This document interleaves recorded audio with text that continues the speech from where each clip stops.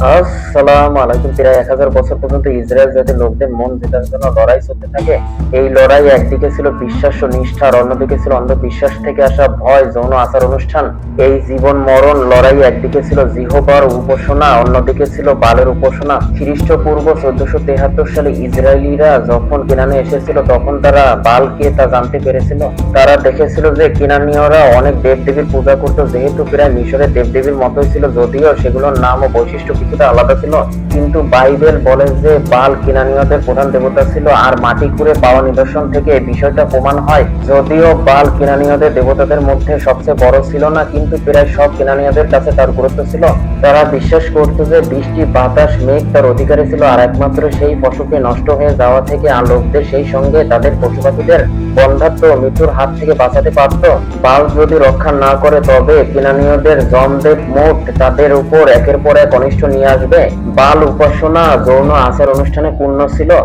এমনকি বাল উপাসনার সঙ্গে যুক্ত অন্যান্য বস্তু যেমন পবিত্র স্তম্ভ ও আশিরা মূর্তিগুলো যৌনতার সঙ্গে যুক্ত ছিল। পবিত্র স্তম্ভগুলো পাথর কেটে তৈরি করা হতো, যেগুলো পুরুষাঙ্গের আকারের মতো। এগুলো বালকে চিত্রিত করত যে যৌন সঙ্গমে পুরুষ ছিল। অন্যদিকে আশিরা মূর্তিগুলো ছিল কাঠের কিংবা গাছের তৈরি, যা বালের সাথে আশিরা ও তার স্ত্রীর অঙ্গকে চিত্রিত করত। মন্দিরে শিশু বলি ছিল বাল উপাসনার আরেকটা বৈশিষ্ট্য। বাইবেল ও প্রত্নতত্ত্ব নামের বই বলে পুরুষ ও মহিলাদের মধ্যে যৌন অনাচার চলত।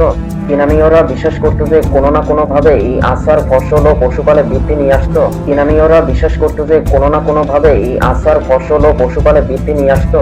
হয়তো বেশিরভাগ ইসরায়েলিও এমন একটি ধর্ম পালন করতে চেয়েছিল, যা করতে গিয়ে তাদের খুব বেশি কিছু করতে হবে না। বালের উপাসনা করলে তারা মসির ব্যবস্থার বিশ্রামবার ও অন্য অনেক নৈতিক বিধিনিষেধ পালন করাকে বাদ দিতে পারবে। হতে পারে যে কেনানীয়দের ধন সম্পদ দেখেও কিছু জন বিশ্বাস করতে শুরু করলো যে বালকে খুশি করা দরকার। কেনানীয়দের মন্দিরগুলো, যেগুলোকে উচ্চ স্থলে বলা হতো, সেগুলো পাহাড়ের উপর বনের মধ্যে ছিল।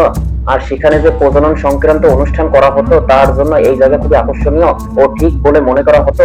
ইসরায়েলিরা খুব শীঘ্র নিজেদের জন্য উচ্চ স্থলে বানিয়ে নিতে চেয়েছিল, কারণ কেনানীয়দের পবিত্র স্থান নিয়ে তারা বেশি দিন সন্তুষ্ট থাকেনি।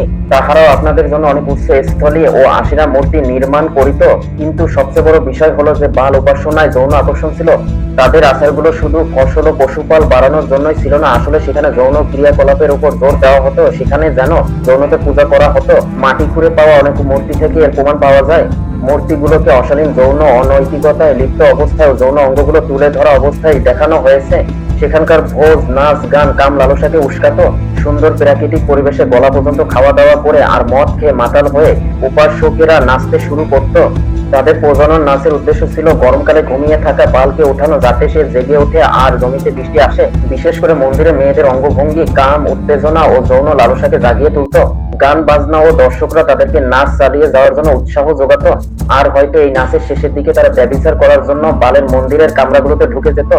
একদিকে যেমন এইরকম অনৈতিক উপাসনা অনেক ইসরায়েলকে আকর্ষিত করেছিল, অন্যদিকে ভয়ও তাদেরকে বাল উপাসনার দিকে ঝুঁকতে বাধ্য করেছিল।